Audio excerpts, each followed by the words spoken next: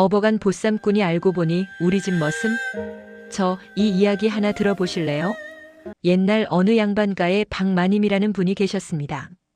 20살 꽃다운 나이에 혼인을 했는데 불과 석 달 만에 남편 되시는 양반이 급병으로 세상을 떠나고 말았지 뭡니까? 그렇게 청산과부가 되신 지가 벌써 7년째. 아직 27밖에 안 된 젊은 여인이 홀로 시댁 안채에서 하루하루를 보내고 계셨습니다. 문중 어른들은 박마님께 엄하기 그지없었습니다. 과부는 제가 하는 것보다 수절하는 것이 가문의 명예라며 마님을 꼼짝없이 그 집 안에 가두다시피 했지요. 바깥 출입은 물론이고 친정 나들이조차 1년에 한 번, 그것도 해가 지기 전에 돌아와야 했습니다. 그날도 마님은 홀로 안채에서 촛불을 켜고 앉아 계셨습니다. 달이 유난히도 밝은 밤이었지요. 창호지 문 너머로 스며드는 달빛이 어찌나 곱던지 마님은 문득 어린 시절 친정 뒤뜰에서 언니들과 달맞이하며 놀던 기억이 떠올랐습니다. 내 인생이 이대로 끝나는 것인가? 한숨을 내쉬며 마님이 방문을 살짝 열었을 때 갑자기 담 너머에서 이상한 기척이 들렸습니다. 누구요? 마님이 떨리는 목소리로 물었지만 대답은 없었습니다. 대신 뭔가 스르륵 담을 타고 넘어오는 소리가 들렸지요. 순간 검은 복면을 쓴 사내가 마당으로 뛰어들더니 마님께 달려들었습니다. 마님이 비명을 지르려는 순간 사내는 재빠르게 마님의 입을 막고 등에 업었습니다. 마님은 필사적으로 저항했지만 힘이 세기로는 사내를 당할 재간이 없었지요. 제발 살려주세요. 마님이 가까스로 중얼거렸지만 사내는 한마디도 없이 마님을 업고 담을 훌쩍 넘더니 어둠 속으로 사라졌습니다. 그렇게 한참을 달렸을까요? 마님은 정신이 아득해지는 것을 느꼈습니다. 이대로 죽는구나. 문득 정신을 차려보니 사내는 깊은 산속으로 마님을 데리고 온 것이었습니다. 여기가 어디요? 마님이 떨리는 목소리로 물었습니다. 달빛 아래 보이는 것은 낡은 오두막 하나뿐이었습니다. 사내는 여전히 아무 말 없이 마님을 오두막 안으로 데리고 들어갔습니다. 그리고는 마님을 조심스럽게 바닥에 내려놓더니 구석에 있던 부싯돌로 등잔에 불을 켰습니다. 당신은 대체 누구요? 왜 나를 이렇게... 마님이 울먹이며 물었습니다. 사내는 한참을 망설이다가 천천히 손을 들어 복면을 벗기 시작했습니다. 복면이 벗겨지는 순간 마님의 눈이 휘둥그레졌습니다. 대복이? 그렇습니다. 그 사내는 다름 아닌 박마님 댁에서 3년째 마당쓰리를 하며 온갖 허드렛 일을 하던 머슴 대복이었던 것입니다. 대복아, 왜? 어째서 이런 짓을? 마님은 공포보다도 당혹스러움이 더 컸습니다. 평소 말수 적고 묵묵히 일만 하던 머슴이 그것도 하필이면 자기를 보쌈해 온 것이 아닙니까? 대복은 마님 앞에 꿇어앉더니 고개를 깊이 숙였습니다. 하오나 마님을 살리려면 이 방도밖에 없었사옵니다. 무슨 소리냐? 나를 살린다니? 마님은 영문을 알 수가 없었습니다. 자기가 죽을 위기에 처한 것도 아닌데 대체 무슨 말인지 알 수가 없었지요. 대복은 천천히 고개를 들었습니다. 등잔불에 비친 그의 얼굴에는 깊은 슬픔과 결연한 의지가 동시에 서려 있었습니다. 마님, 사실은 대복이 떨리는 목소리로 말을 이었습니다. 사흘 전 소인이 사랑채 뒤편에서 장작을 패고 있을 때였습니다. 문득 사랑채 안에서 문중 어른들의 목소리가 들려왔사옵니다. 마님은 숨을 죽이고 대복의 말을 들었습니다. 대감마님과 어른들께서 모여 의논을 하시는데 마님께서 청산과부로 7년이나 계시니 이제 가문이 명예를 위해 처분해야 한다고 하셨사옵니다. 처분이라니? 사약을 내리시기로 결정하셨다고. 보름날, 그러니까 바로 내일 밤에 마님께 사약을 올리기로 하셨다는 말씀을 들었사옵니다. 마님의 얼굴이 새하얗게 질렸습니다. 그럴 리가. 내가 무슨 잘못을... 잘못은 없으셨습니다, 마님. 다만 문중에서는 7년이나 젊은 과부를 두는 것이 흉이 된다 여기신 모양입니다. 그리고 마님의 친정 땅을 빼앗으려는 속셈도 있는 듯하옵니다. 대복은 계속해서 말했습니다. 소인은 그 말을 듣고 사흘밤을 한숨도 못 잤사옵니다. 어찌해야 마님을 구할 수 있을까? 고민하고 또 고민했지요. 그래서 나를 보쌈해 온 것이냐? 그렇다옵니다. 마님께서 갑자기 사라지시면 문중에서는 귀신이 잡아갔거나 아니면 스스로 집을 나가신 줄로만 알 것입니다. 사약을 내릴 명분도 사라지는 것이죠. 마님은 이 모든 것이 믿기지가 않았습니다. 자기가 내일 밤 죽을 뻔했다는 것도, 그리고 미천한 머슴이 자기 목숨을 걸고 자신을 구해냈다는 것도요. 하지만 대보가 너는 이제 역적이 되고 말았구나. 양반과 마님을 보쌈한 죄면 능지처참을 당할 텐데. 대복은 빙그레 웃었습니다. 소인의 목숨쯤이야 대수롭지 않사옵니다. 다만 마님께서 살아계시는 것만으로도 이 소인은 만족하옵니다. 그의 눈빛에는 진심이 담겨 있었습니다. 마님은 그제야 깨달았습니다. 지난 3년 동안 묵묵히 마당을 쓸고 자기가 지나갈 때마다 고개를 깊이 숙이던 그 머슴이 사실은 자기를 지켜보고 있었다는 것을요. 대보가 마님의 눈에서 눈물이 주르륵 흘러내렸습니다. 그것은 두려움의 눈물이 아니라 생전 처음 느껴보는 묘한 감정 때문이었습니다. 달빛이 오두막 창으로 스며들었습니다. 그 달빛 아래 신분을 넘어선 두 사람의 운명이 조용히 얽히기 시작하고 있었습니다. 그날 밤 박마님은 한숨도 잠을 이루지 못했습니다. 대복은 오두막 문 앞에 앉아 밤새 지키고 섰고 마님은 구석 벽에 기대어 뜬 눈으로 밤을 지새웠지요. 머릿속으로는 온갖 생각이 스쳐 지나갔습니다. 문중에서 정말 나를 죽이려 했단 말인가? 시아버님께서도 그 자리에 계셨다는데. 그동안 자신을 올감했던 가문의 규율이 알고 보니 자신을 죽음으로 몰아넣으려는 올감이었다는 사실이 믿기지 않았습니다. 동이 트기 시작하자 대복이 조심스럽게 말을 걸었습니다. 마님, 배고프시겠습니다. 소인이 산나물과 약수를 떠오겠사옵니다. 대보가 너는 정말 나를 구하기 위해 이런 무모한 짓을 저지른 것이냐? 대복은 잠시 망설이다가 고개를 끄덕였습니다. 그렇다옵니다. 대복이 오두막 밖으로 나가자 마님은 홀로 생각에 잠겼습니다. 사실 마님도 대복을 완전히 모르는 사이는 아니었습니다. 3년 전 대복이 처음 마님 댁에 머슴으로 들어온 날을 마님도 기억하고 있었지요. 그날은 비가 억수같이 쏟아지는 날이었습니다. 마님이 안채 처마 밑에서 빗줄기를 바라보고 있는데 사랑채 쪽에서 시아버님의 호통 소리가 들렸습니다. 이놈! 겨우 이것밖에 못하느냐? 쓸모없는 놈 같으니! 용서하십시오, 나리. 낮고 차분한 남자의 목소리가 들렸습니다. 마님이 살짝 고개를 돌려보니 새로 들어온 젊은 머슴이 비를 흠뻑 맞으며 절을 하고 있었습니다. 그때 번개가 번쩍이며 그 머슴의 얼굴을 비췄는데 마님은 묘하게도 그 얼굴이 기억에 남았습니다. 힘들고 고된 상황 속에서도 그의 눈빛만은 담담하고 의연했으니까요. 그 뒤로 3년 동안 대복은 한 번도 불평 없이 묵묵히 일했습니다. 마당을 쓸고 장작을 패고 뒷간을 치우고 허드렛 일이란 허드렛 일은 다 했지요. 그런데 이상한 것은 마님이 안채에서 나와 뒷뜰을 거닐 때면 어김없이 대복이 멀찍이 떨어진 곳에서 일을 하고 있었다는 점입니다. 마치 마님을 지켜보듯이 말이지요. 잠시 후 대복이 산나물과 맑은 약수를 가지고 돌아왔습니다. 마님, 드십시오. 고맙구나, 대보가. 마님이 물을 한 모금 마시자 대복이 조심스럽게 입을 열었습니다.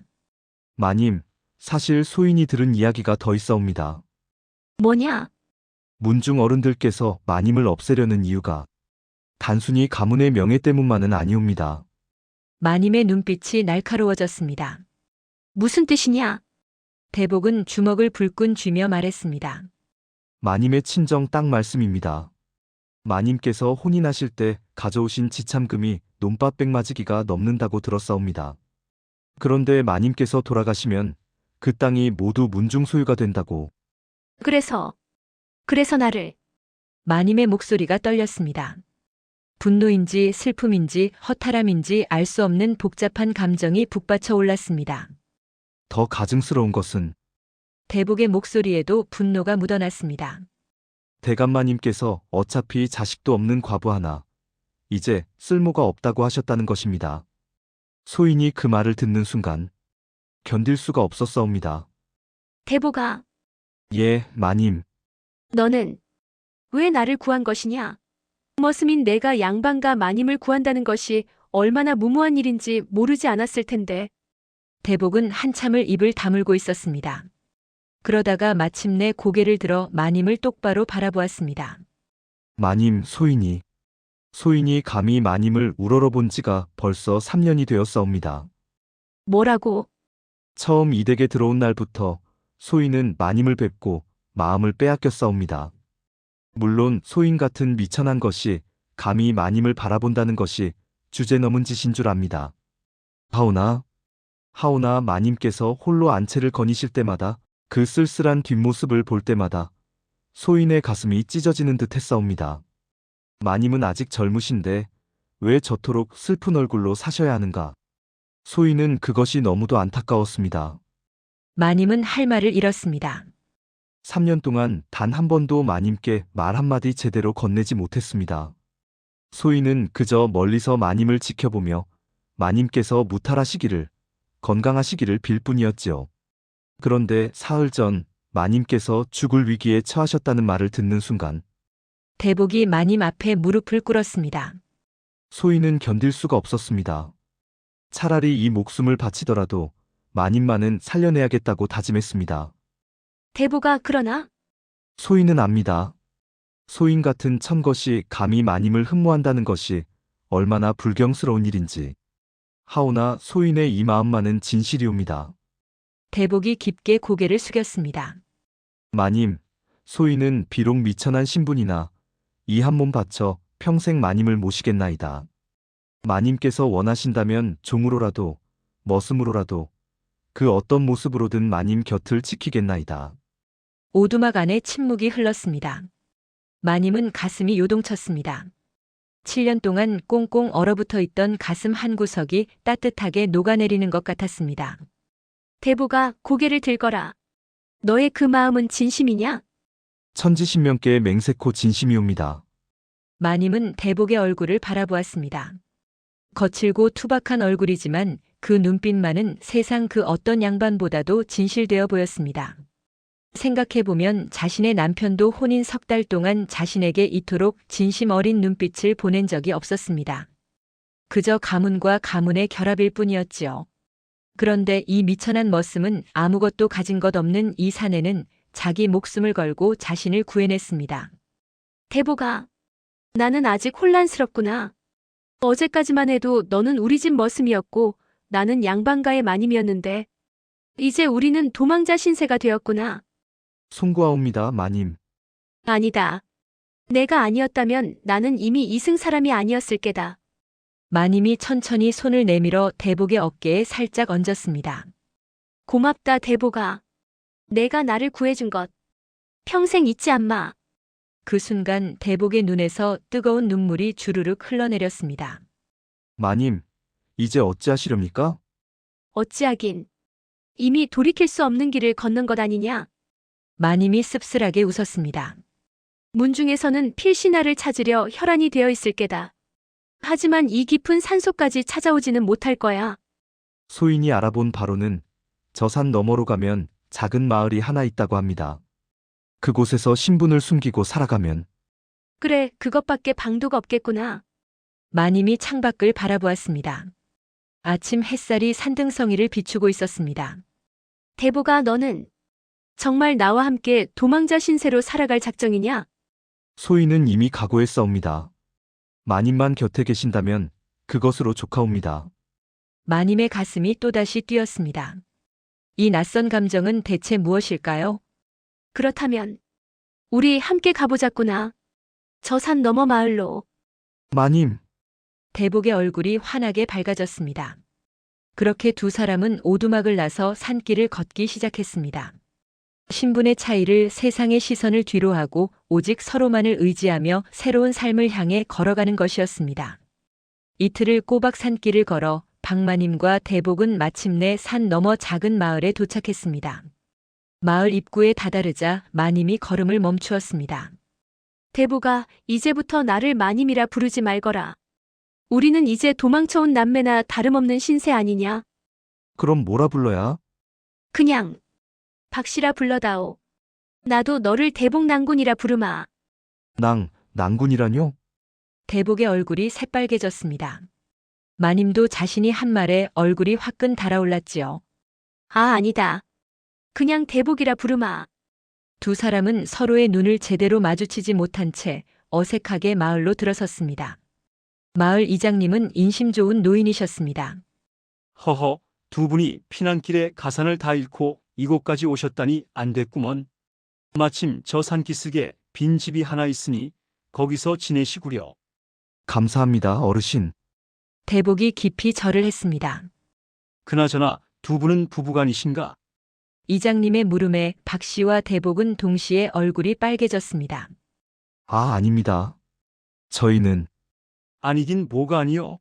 보나마나 혼인은 못 올렸어도 마음으로는 이미 부부 아니시오? 허허, 이장님이 너털 웃음을 웃었습니다. 이 마을에는 그런 것 따지는 사람 없으니 편히 지내시구려. 다만 정식으로 혼례는 올리는 게 좋을게요. 마을 사람들 앞에서 말이오. 그날 밤 산기슭 작은 집에서 두 사람은 마주 앉았습니다. 대복아. 아니, 대복이. 예, 박 씨. 우리가 정말 혼례를 올려야 할까? 마님의 목소리가 떨렸습니다. 아직도 자신이 양반가의 마님이었다는 사실이 가슴 한편에 걸렸던 것이지요. 대복이 조심스럽게 말했습니다. 박 씨께서 원치 않으시면 억지로 할 필요는 없습니다. 소인은 그저 박 씨를 지켜드리기만 해도. 아니다. 마님이 고개를 저었습니다. 내가 생각해보니 그동안 나는 가문이니 명예니 하는 것들에 묶여 살았구나. 정작 내 마음이 어떤지는 한 번도 생각해본 적이 없었어. 대복아, 너는 내 목숨을 걸고 나를 구해주었다. 그리고 내 진심을 보여주었지. 이제 나도 내 마음을 따라 살고 싶구나. 마님이 대복의 손을 살며시 잡았습니다. 우리 혼례를 올리자꾸나. 보름 후 마을 사람들이 모두 모인 가운데 혼례식이 열렸습니다. 비록 화려한 혼례복도 거창한 잔치 음식도 없었지만 마을 아낙네들이 정성껏 꾸며준 소박한 혼례였지요. 대복은 마을에서 빌린 깨끗한 한복을 입고 박 씨는 이장님 댁 마님께서 빌려준 색동저고리를 입었습니다. 자, 신랑 신부 서로 절 올리시구려. 이장님의 구령에 따라 두 사람은 서로를 향해 깊이 절을 올렸습니다. 그 순간 박 씨의 눈에서 눈물이 주르륵 흘러내렸습니다. 그것은 슬픔의 눈물이 아니라 처음으로 자신의 의지로 선택한 삶에 대한 감격의 눈물이었습니다. 이제 두 분은 정식 부부요. 백년해로 하시구려. 마을 사람들의 축하 박수가 터져 나왔습니다. 그렇게 두 사람은 산골 마을에서 새로운 삶을 시작했습니다. 대복은 마을 사람들을 도와 농사일을 하고 박 씨는 바느질과 길쌈으로 품을 팔았습니다. 대가집 마님에서 산골 안악이 된 것이지요. 처음에는 익숙하지 않았습니다. 곱디고 온 손으로 빨래를 하고 밥을 짓고 장작을 패는 것이 쉬운 일은 아니었지요.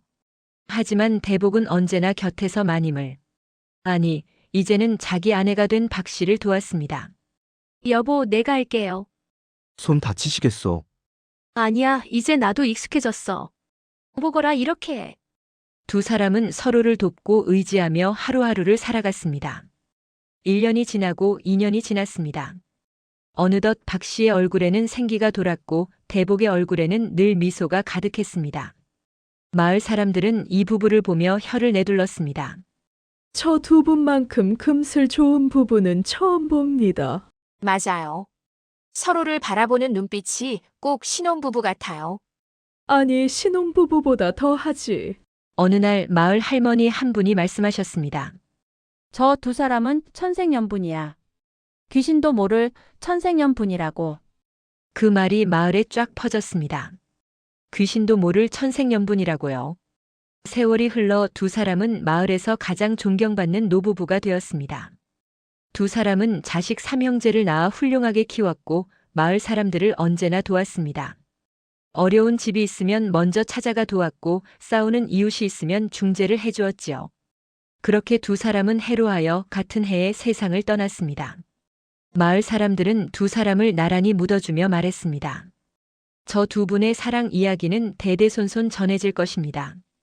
그리고 정말로 이 이야기는 마을에서 마을로, 입에서 입으로 전해져 내려왔습니다. 머슴이 양반과 마님을 구해내고 신분을 뛰어넘어 사랑을 이룬 이야기. 달빛 아래 보쌈으로 시작된 인연이 천생연분이 된 이야기가 말입니다. 사람들은 이 이야기를 들으며 말합니다. 진정한 사랑 앞에서는 신분도 지위도 아무 의미가 없구나. 중요한 것은 서로를 향한 진심뿐이지. 자, 이것이 바로 업어간 보쌈꾼이 알고 보니 우리 집 머슴이라는 옛 이야기의 전말입니다. 어떻습니까?